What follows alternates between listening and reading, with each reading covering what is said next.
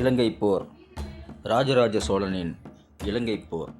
இன்றைக்கி வீடியோவில் தமிழர் வரலாற்றில் மகத்தான மன்னன் ராஜராஜ சோழன். அவர் வென்ற பெரும் போர்களில் ஒன்று தான் இலங்கை போர்.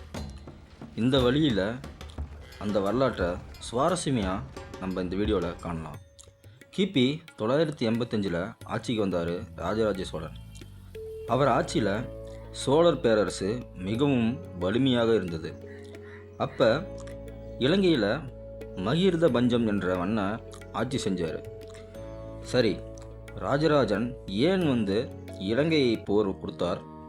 இந்த போருக்கான விடை என்ன? அதை முழுசாக பார்க்கலாம். சோழர்களோட கடற்படை வணிகம் சார்ந்த கட்டுப்பாடுகளை இலங்கை மன்னன் தடை விதித்தார். பிறகு அதற்கு சுங்கம், அதாவது வரி விதித்தார். இதனால் கொதித்தெழுந்தார் ராஜராஜ சோழன்.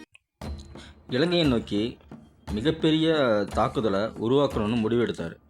பின்னாடி இலங்கைக்கு போர் தொடுக்கிறதுக்கு யானைப்படை, குதிரைப்படை, தரைப்படை அப்படின்னு சொல்லிட்டு முப்படைகளையும் தயார் செய்து கப்பலில் ஏற்றி இலங்கைக்கு சென்று போர் தொடுத்தார். அந்த போரில் இலங்கை மன்னனை வென்று அவர் அந்த போரில் இலங்கை மன்னனை தப்பிச்சு ஓட்டியதாக சில கல்வெட்டுகளில் இன்றைக்கே சொல்லிகிட்டு இருக்காங்க. பார்க்கலாம். தஞ்சை பெரிய கோவில் கல்வெட்டுகளில் பார்க்கலாம். சோழர்கள் அனுதாபுரத்தை சிதைச்சு புதிய தலைநகராக பெண்ணாளரை உருவாக்கினாங்க.